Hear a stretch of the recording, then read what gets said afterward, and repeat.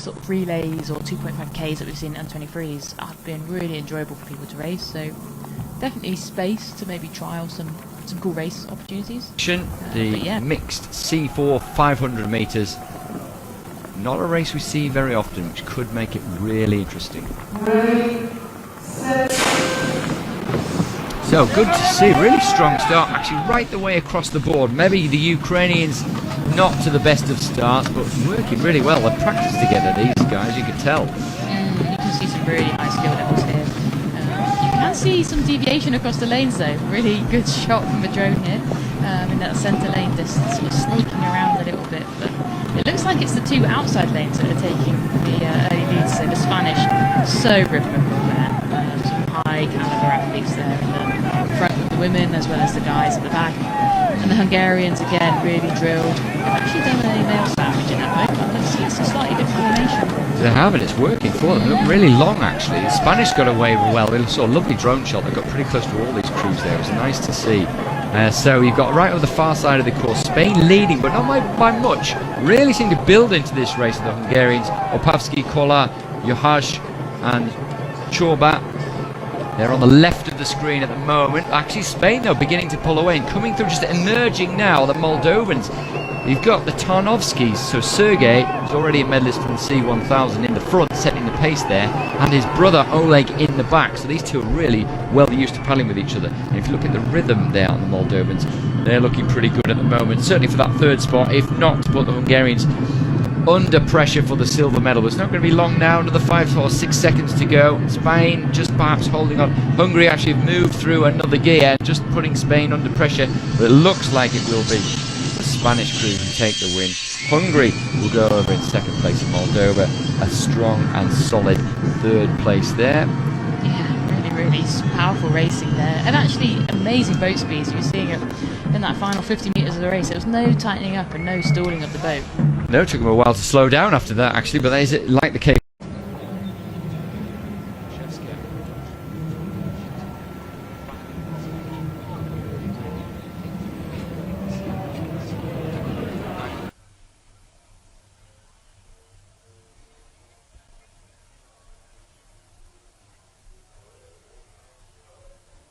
So, finally, the women's C2 200 metres. A long pause before the start there, Hannah, but away well at the moment. You can see Spanish crew, no surprise that they're away to a good start. Yeah, you can see just so rhythmical, those two. They've really lifted the boat out the bucket, and actually their coordination across their hips, their airframe, and just the timing of the stroke is really, really powerful, and they have that fraction of a lead at the moment to 100 metres. Yeah, it is only just the Ukrainians down the bottom of your picture there. Both paddling on the right hand side. They've got that slightly longer and smoother stroke, just trying to build it towards the end. But these two are bow to bow at the moment as we see them coming directly at the camera. A really high stroke rate from the Spaniards. Looks like they're going to take the win, but we could do with looking at that from the side. That's going to be very difficult to tell. Photo finishing, yeah, definitely. I think that was neck and neck, but two really different styles there, like a high rate, high cadence from the Spanish, loads of rhythm, but like quite a flexible stroke across their hips, their backs.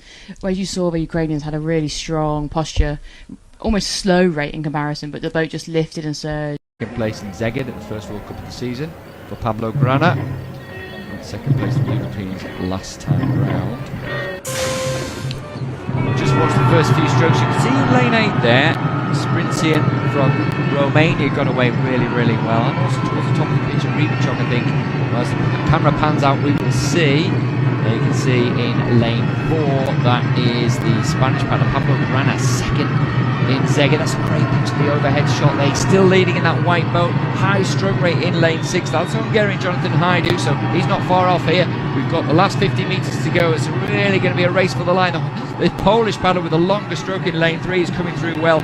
Kolejadic is very experienced. He's going to put the Spaniard under pressure. This will be on the lunge for the line. Oh, there's quite a few early lunges there. I don't know. I thought that that the Spanish runner might have even got that on the lunge. I thought that Kolejadic was going to come through there.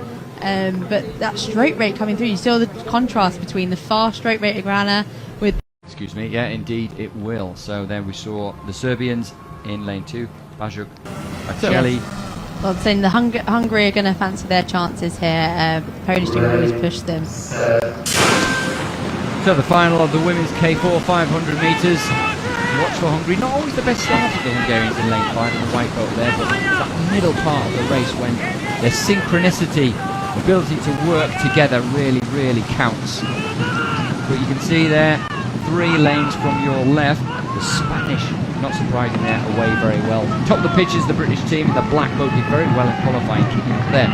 Did a lot of race pace work, and a good race at the minute, but you can see the Hungarian crew beginning to come through, just to side through the rest of the field from that white bow, maybe just trying to overhaul the Spanish as we get to the halfway point. Yeah, all crews seem to be in it at the moment. As you mentioned, that great group. We've got the experience of Debs and Emily that have been to that Olympic Games, and Emma Russell is in an A final later. Zoe, it's her first senior international final with the K4, so hopefully they can be in the mix. But we've got real action right in the middle at the moment. We're waiting for the screen to come back up. Spain is really keeping that pulling away, but yeah, they are, but you can see really interesting. Well, see, Hungarians as well. They're Polish beginning to come through, and they're using, I think, the crews either side of them as a pacing. It looks like the Hungarians were a little bit smooth, but the Spanish at the top of the picture there, boat rolling, but that rolls with the leg drive. They've actually gone through another gear then and picked it up again. It's a really close race. There's nothing to call really between these two, going toe to toe here.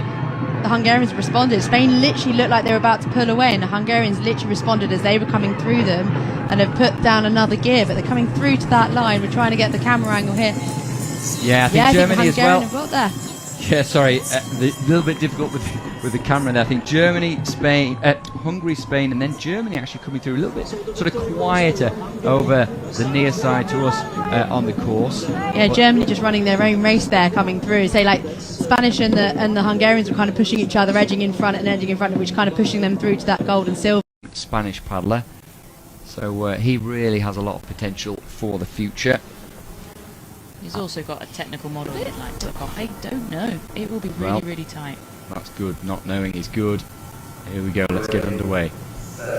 Final of the men's K1 500 metres is underway. The red boat of Adam Varga. No, sorry. That's the Slovakian. The red boat, the Slovakian got away well. Adam Varga there in picture there. He's in lane 5. But his lane 2. Well, not entirely unexpected there. He's had a super season, winning the 200 metres in Poznan, the Norwegian Gunnar Ida, but that won't bother Josef Dostal. No, and I think you'll see the 2 outside lanes there definitely going to go for the fast start strategy.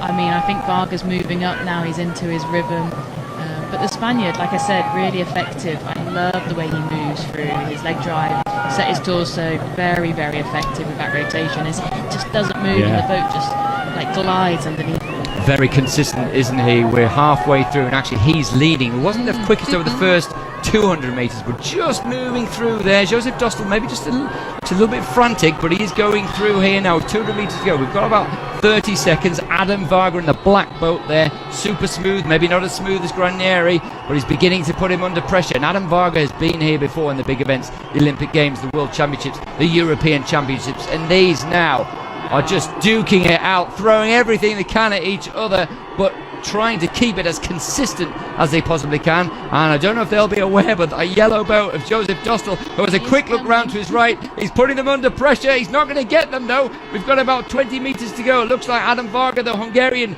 from lane 5, is going to hold on. He is indeed. That black boat, no surprise there. Adam Varga takes the win. There's a lunge for the line between the young Spaniard. Overtook long-standing the Hungarian athlete. So, yeah, probably the most unexpected result. A few years ago, but this time round is her turn, and already, Hannah, you can see different strategies. Lane 6, Anna Sletjoy from Norway, not the best start from her, whereas a Spaniard in lane 7 getting out well. Yeah, but I think don't underestimate what may or may not happen as you progress through this race. It looks like we've got a no-show in lane 3. 250 there. Yeah, Hannah Pavlova there's right up there. It's early days yet, and positions can completely change, can't they? But if you want to be up there with a chance, you want to be within those first 3 or 4 at this point and settled. And you're right, really reminds me of Danuta Kozak, the Hungarian, who was swinging all over the place. The boat was rocking. It's about utilising as much of the chain as possible, which the Hungarian arguably does.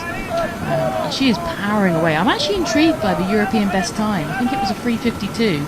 and they're coming through the 500 and 150, 151, or 152 on the official clock, but it's pretty fast. Yeah, it's possible, and she doesn't look like she's overdoing it. Yes, the boat is rocking and rolling, but looks like she's still got more in the tank. Melina Anderson looked like she was working really hard, actually.